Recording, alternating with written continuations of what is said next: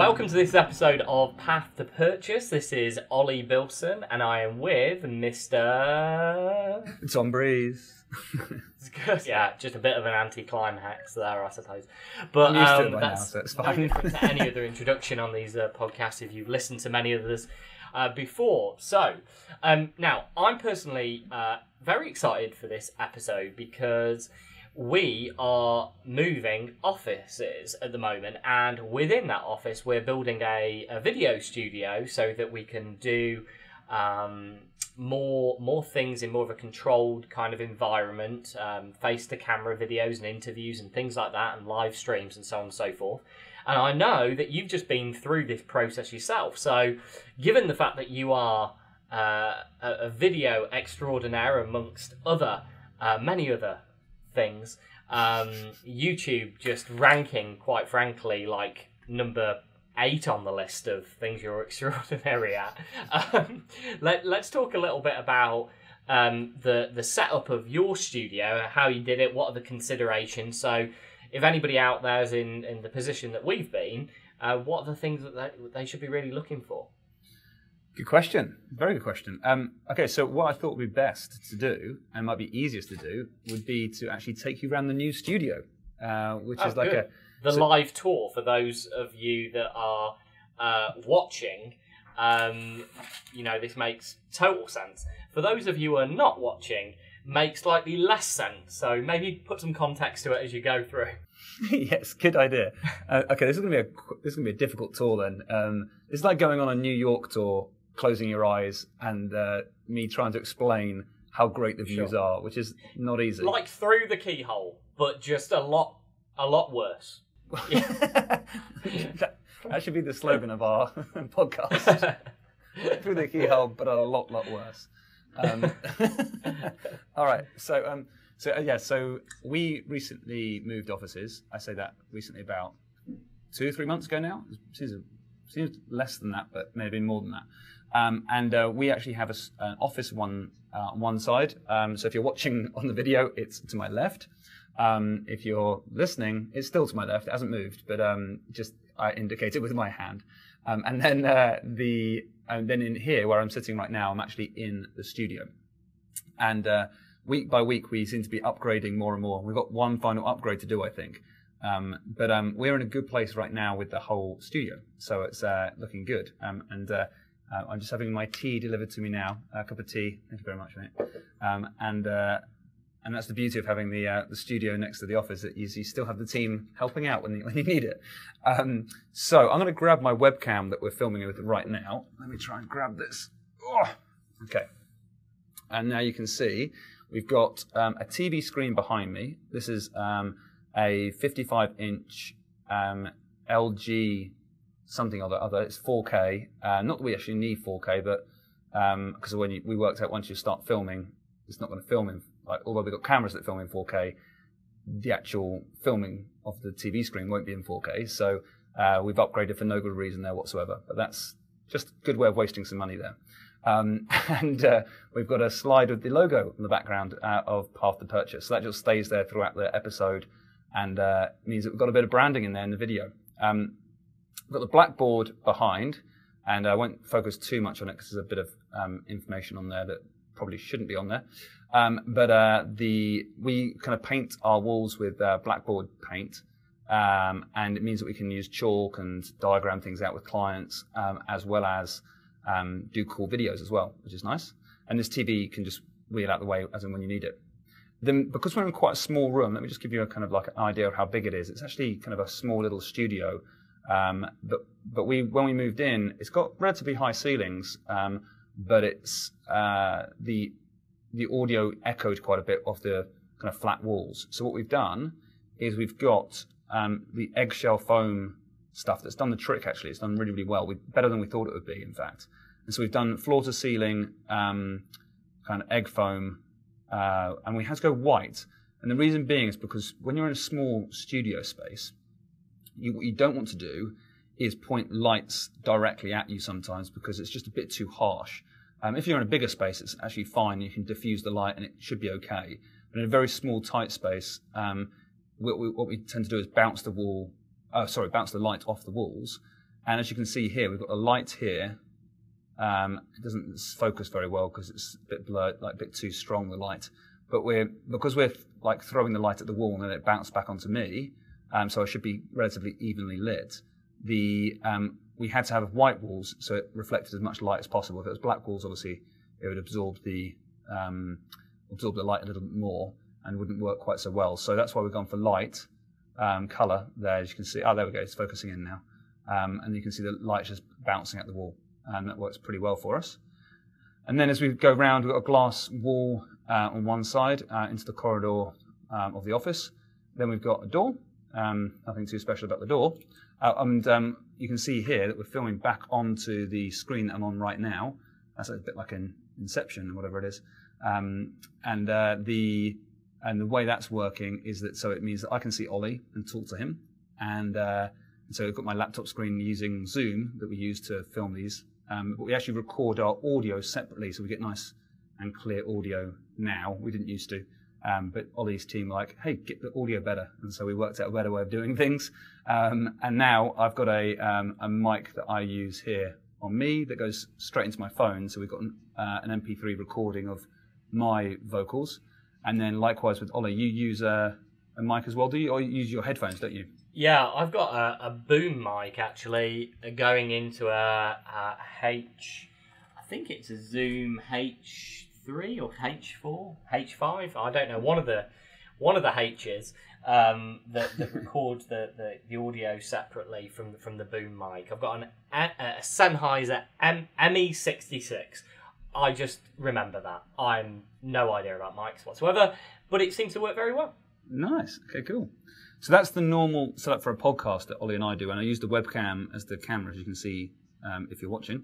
I've got one light this side, and I've got another light the other side, so just bouncing both of those off the walls. And then, and that's kind of all the light we needed. Kind of a small room, so it floods the room pretty well. And then we've got a new camera here, camcorder on a tripod on wheels, which means we can wheel it around nice and easily around the office and things. But it's the Sony. Actually, let me just go and have a look at what it is. I don't actually know what it is. It's a Sony 4K Handycam, and I don't know what the model type is called, but it's a nice one. It's a nice one. It's called Lovely. an Exmor, I think it is. Optical steady shot Wi-Fi. Do you know what? I don't know. Yeah, I think they usually use those in adult movies, from what I've heard. Well, we've got plenty of these all around the office. Yeah, sure. That's good to hear. Good to hear. So yeah, those lights, Tom, are they LED lights that you've got going on there? They're not actually. They're flat panel lights, but they are. Let me see if I can actually show you. I think it might just blur it out, like be too much for the webcam. But can you see the lights there? Does it? It's like an LED. Yeah, sure. LED type thing. Sorry, it's not LED. Sorry, it's fluorescent bulbs, so it's nice and light. I'm going to plop you back on the top of the screen there, and you get a chance to see my shorts as well for the day. Yeah. What a treat! What a treat! Treat you're in. We had the AC break down on us yesterday in the office, and so we have been blisteringly hot, especially with the lights on and like computers whirring and sun streaming through the windows and things, like a greenhouse effect in the office. So it's been pretty busy, pretty warm for us, and we were sweating yesterday. Hence why I'm in t-shirt and shorts today. Not normally in this. I'm curious. I'm assuming kind of some people might be thinking to themselves, well, Tom, thanks very much for the tour. What would be the benefits of me going through the motions of setting up a studio, maybe in my own office or within a room within the offices that I've already got? Really, what's the advantages to be doing that, really, and thinking about it, especially right now? Yeah. So I think that creating video content is the most engaging content. If you can present well and can come across, people love video. And I've talked about the power of video a lot. So we're getting into it and using it as a medium. Like, I now create videos for clients a lot. I'll create videos for when people want to do a blog, for example, like a big blog, and they say, "Oh, can you be a guest post? Can you do a guest post for us?" Then I typically just record a video like this, and they'll transcribe it, put the thing together, and it means that my easiest way of communicating is via video, right? So I find it easy to do this. I hate writing an email, and I don't mind doing audio, but a video is my preferred method if I can, and of course for YouTube. But so when I first started doing blogging videos, I used to do them at home in my office. It's like a home office type thing in London, and I used to have these two massive windows, and that would shed like the whole place with light. And then I used to use like a flip cam. I don't know if you remember flip cams, like yeah. So it's like so easy to film. The audio quality was good enough, and then you were able to get like plug-in like lapel mics like I'm wearing now. But then when you finish, you literally just like pop it off and then put it into the computer, and then you can just like take the data in. It was nice and compressed, easy to work with and export onto YouTube really quickly. I used to create like almost like a video or two a day because it was so easy.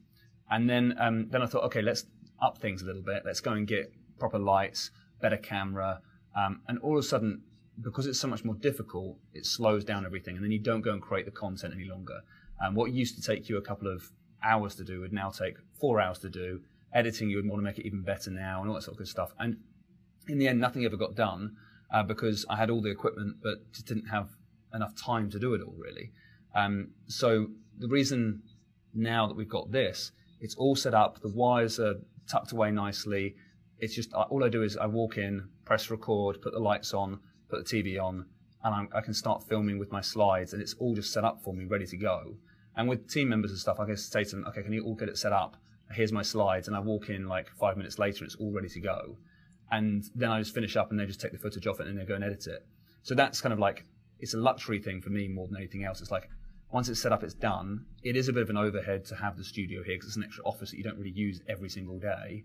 But it's worth it for me because if I can go and create content like this, up the game a little bit, I feel like as we move forwards, I look back at my footage that I created a few years ago and I think, I wish I did this slightly better.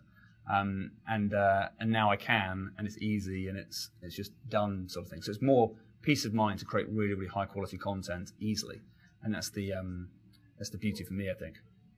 There's something about being able to really, without too much thought going into the setup, going into a room that's already set up with a mic there, with lights there that you can just turn on with a switch and pretty much just begin recording. I know from my own experience, before our team was kind of expanding quickly, that we actually had to put people in our video studio, and hence the reason why now we're moving.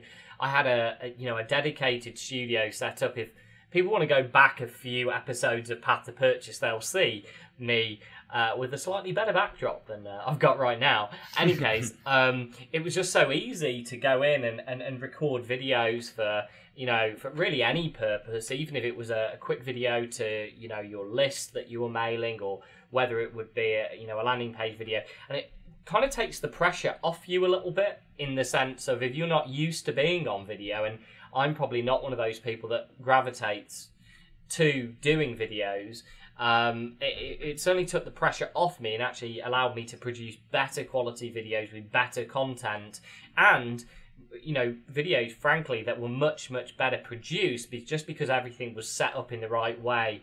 It sounded so much better. And you can kind of get away, can't you, with, in case people are thinking like, oh, do I need to go out and buy, kind of the best kind of video equipment there? If anything, an iPhone can be a great place to start, kind of, even if you're in a small space, or you're even a studio. And it's really the audio that you want to focus some attention on, isn't it? Yeah, exactly. I know a lot of people that have built multi-million-pound businesses, all mainly through videos and using those videos to promote their business, etc. But all those videos have been created on an iPhone, and they've been doing it for a few years. So it's not like they've had the latest iPhone. That's the kind of the latest one to get is the best one. For example, it's like sometimes you just go and shoot the video because that will be good enough. And now, of course, you can create even better video, for example. But it's not to say that, like, if you don't have like the perfect setup, it's not to say that you can't do video. I would just say that when you see a really high quality video, I know in my own experience, I see a really high quality, it catches my eye, and I think, okay, this is a level above now, and I want to go and see it and view more information about it. And Yeah. Do you think there's a place as well, just to kind of throw this into the conversation, is, in your opinion, I know that I see this, especially these days where, some of our clients and certainly some of the people that we engage with have actually got a videographer on their team. They value video so much that they've gone ahead and they've created a studio. They've hired a videographer full time, even just because they value it that much, and there's so much content that they can continually create with having somebody on staff. That they've gone ahead and done that. However, one of the things that I wanted to mention was there's those videos sometimes that you can pull the video out and do that, are kind of rough and ready, that have really very little preparation. There's not great thought given to the audio quality, but in a way they can also be quite endearing to the viewer, because I was watching a friend of ours, Mike Koenig's, record a video in his Tesla car the other day, and it, quite impromptu video that he just wanted to get this message out, and it was very endearing. The content was very good. What's your sort of opinion on that style of, not necessarily that it's being done deliberately, but it can be done deliberately? I've actually just seen some ads from Frank Kern and also from Mike as well, actually, that look as if they've been done in a way that almost seem like not native videos, but they've been done as almost like a Facebook Live almost, but they're actually being run as video ads. What's your opinion on that? Yeah, a few questions in there. And I think that tackling the latter question in terms of the kind of creating the video that is more off the cuff style video. I mean, we're starting to promote some videos with Frank Kern now, and they're the kind of the vertical videos sort of thing. So they've been filmed on an iPhone held vertically, not horizontally. So when you run that on Facebook, that's fine, because you get the kind of you can actually have that dimension show on Facebook. But on YouTube, you've only got the 16:9 kind of horizontal look on Facebook, and as a result, ours look like it's just like big black bars on the right and left hand side. So with that in mind, it's kind of like one of those things where we're testing it out right now. We're not sure how it's going to work as an ad, but I think that it works when there's a reason for it. And if you're a personal brand or you've got a personality to your product brand sort of thing, and there's someone there who's able to give good information and build a relationship with, I think that can go a very long way. Like some of the people that I really follow now, if one of my top marketer kind of people I follow and watch their content avidly, if they create something on an iPhone or something, I'm like, oh my god, I'm getting an insight into their personal life, and that gives me that kind of draw into being I'm already a fan. Now I can be kind of more than just a fan. I don't know what that would be, but it's kind of super fan. A super fan. Yeah, exactly. Yeah.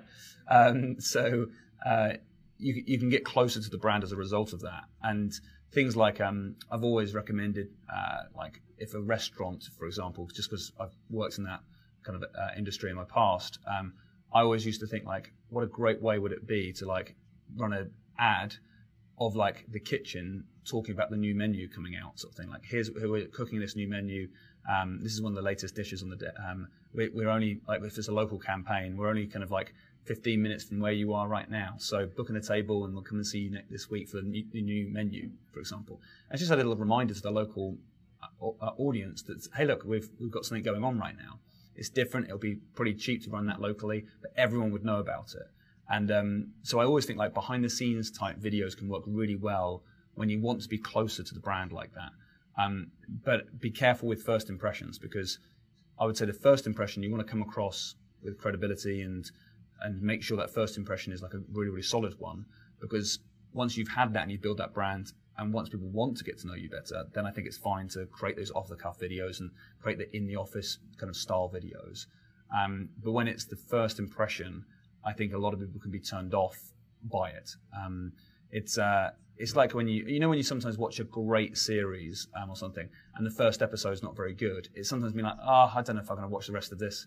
I've just started watching Game of Thrones for the first time ever, and starting to get into it now because I'm like 7 episodes in, and I'm like, okay, I kind of get this now, and I want to follow the storylines.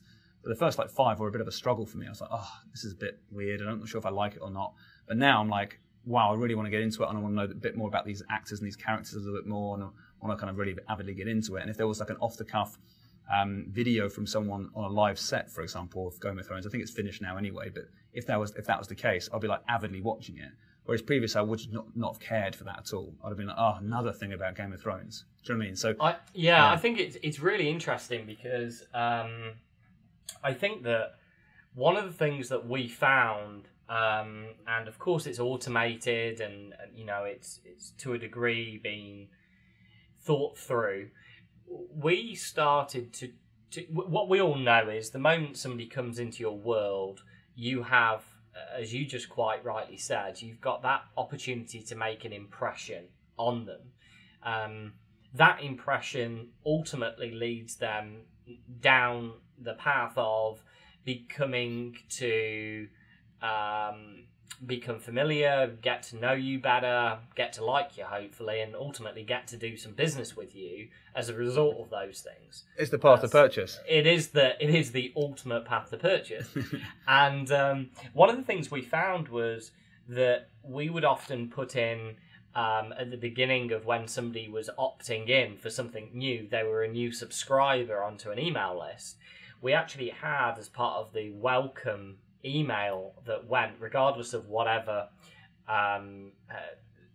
lead magnet that they'd opted in for, a video that was a shaky selfie kind of iPhone video from the founder or CEO that was just welcoming them into the world, and some of the things that they should definitely look at and consider going to check out. Usually some different blog posts, some that would be useful and not in any way detract from what they'd opted in for, so to speak. But it gave that initial connection, because as we know, the further that they go down the path, the journey of emails and autorespons you're sending them, that the open rate starts to decrease, the engagement starts to decrease, and you're always looking for these ways to keep people engaged with you, and video is a great way of doing that. So we actually use that in quite a lot of indoctrination type sequences when people first join, just to give that insight, and it's not too polished, it doesn't look too premeditated, and it just works, and that's one of the ways that we do it. And the other thing that I just wanted to share as well was something that you mentioned before, which was I find it a lot easier you said it's a lot easier for me to record a video for somebody than it is for me to write an email. Yep. And one of the things that I'll share with you, two quite influential, quite well thought of, and probably quite difficult people to pin down to actually having a meeting with in our world. They're quite big marketers.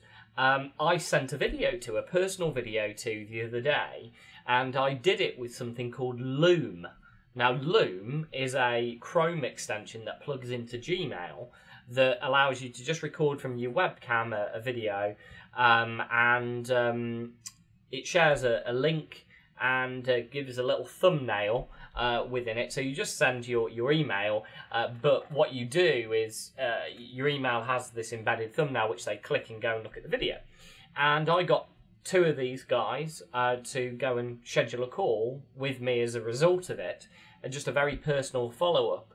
That I don't think it would have had that impact if I hadn't have done those videos. And it was less friction for me, because I wasn't really procrastinating over, oh God, it's this guy, and I just want to make sure that this is just right, and it's formatted in the right way, and all these spelling things are in there, and it's a problem. So I just recorded a video. It was just very natural, and both of those guys scheduled calls with me as a result, which hopefully will lead to some business.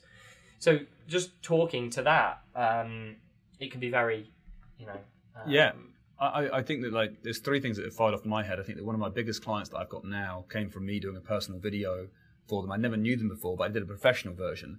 And I think it's that if that was a video that you're going to send out first time round, then I think it needs to come across like relatively professional. If they already know who you are, then an off the cuff video works even better, sort of thing. But I think that when it's the first video, making it look really kind of high quality is important because it's that first impression again.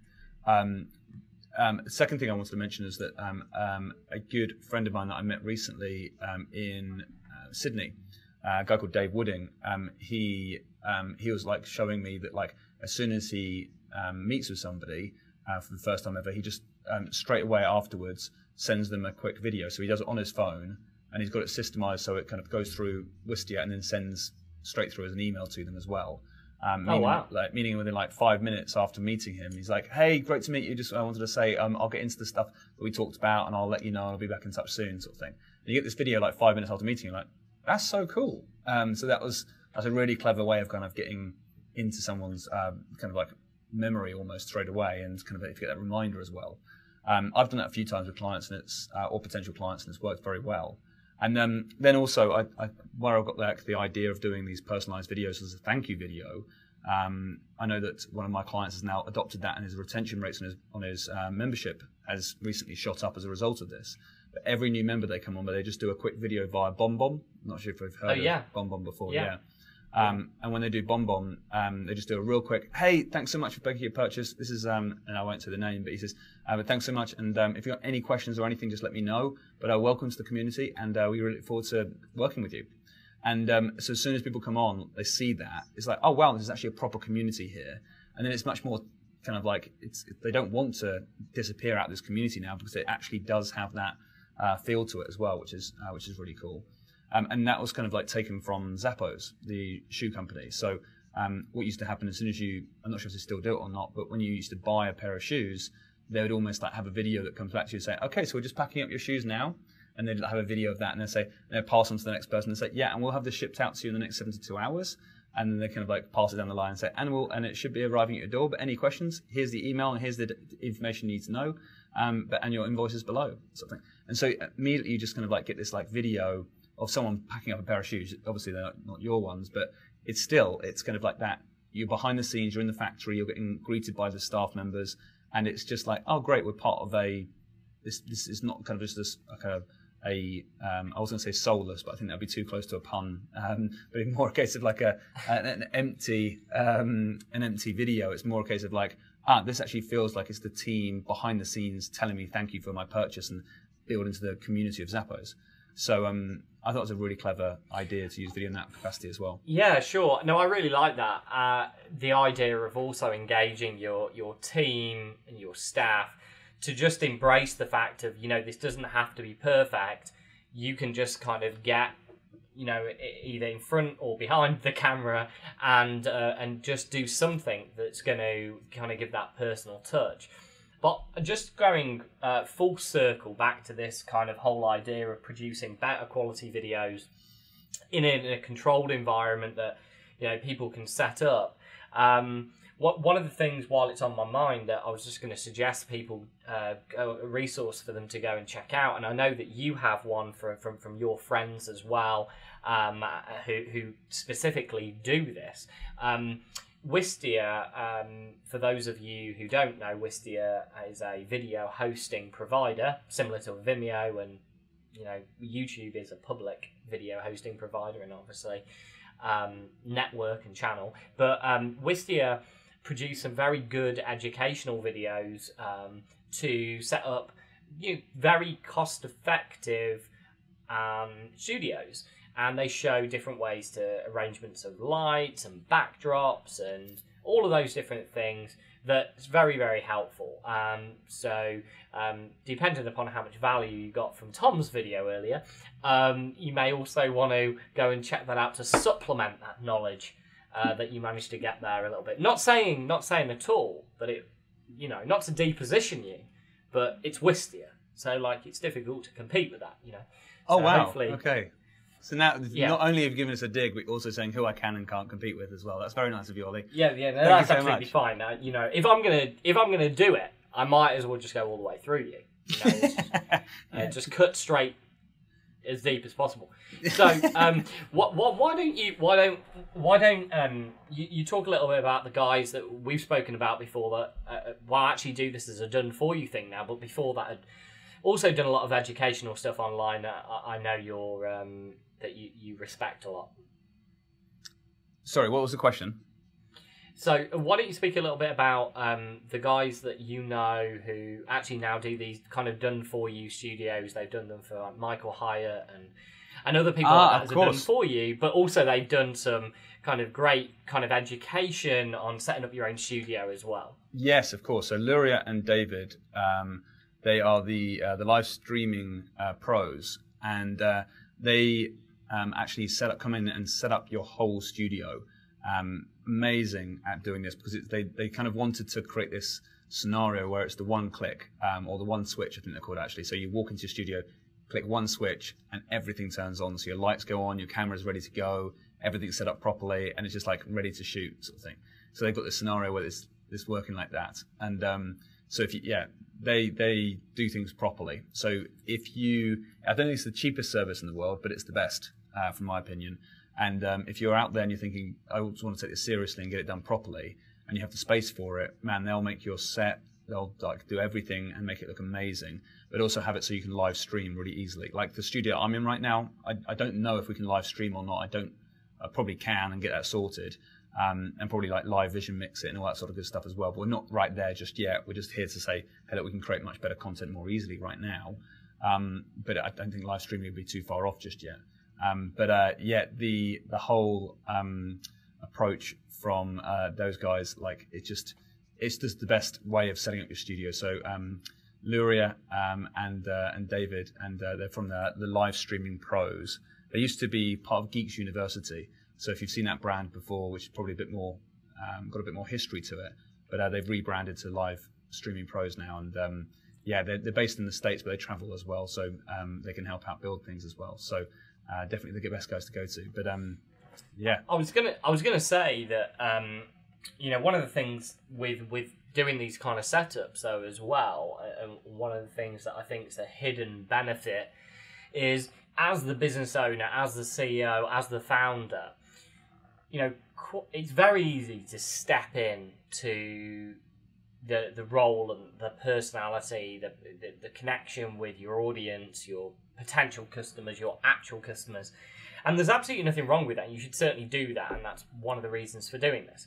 But also, when you're making it so easy to set these things up and really not create really much resistance to record and create content, is it allows that opportunity for your staff to kind of come in and take a lead role and to have a connection as well. And that's something that I'm always very promotional about, because then there's less reliance on you. It builds a connection with your team, and it shows you really behind the scenes. There's more to your business than just you. I think there's some real experts in their field that lie within most businesses that do work behind the scenes, and it's not a bad thing to get them in front of camera and to leverage their knowledge to get more content from them, and get them ultimately to share that content with your audience as well. So for me, that's a hidden benefit from doing this, from setting a studio up as you have there, and as I am doing as well. Yeah, for sure. And I'd love to talk to you about an idea, maybe in the next episode we do, which is like in its embryonic state. But I mean, it'd be interesting to talk it through, because that's kind of like the reason for this podcast. I think when we first started this podcast is to get each other's opinions and get each other's thoughts on what we're up to, and get each other's feedback. And then the listeners can listen in and hopefully get their insight as well. So I'd love to get your feedback on like a new YouTube challenge I'm putting up for myself, and see what your thought process is around that. So maybe we should cover that in the next episode, which I think would lead nicely on from this building the studio and the whole reason we built the studio in the first place as well. Yeah, definitely. Well, looking forward to talking about that, and looking forward to also spending an episode, which will be coming up soon, really talking to you about connection within video, and connection with not just in ads, but also doing video with some level of intent that it could be used to, be used for advertising purposes in the future as well, and how you do that, because I know you do that so well. So look forward to speaking about that, and one last thing. Before you go, just for all the listeners and all the viewers of this video, thank you for tuning in. And also, just as Oli said earlier, this is in no way as good as Wistia. So if you want to find out anything about any of our content, Wistia is the place to go. And yes, that's straight out of Oli's mouth. And I'm sure that Oli will have more snide remarks in the next episode as well. At least they'll remember where they got the good quality content from. That's the way that I see it. So, they'll have us to thank for that, and enjoy. See you later on.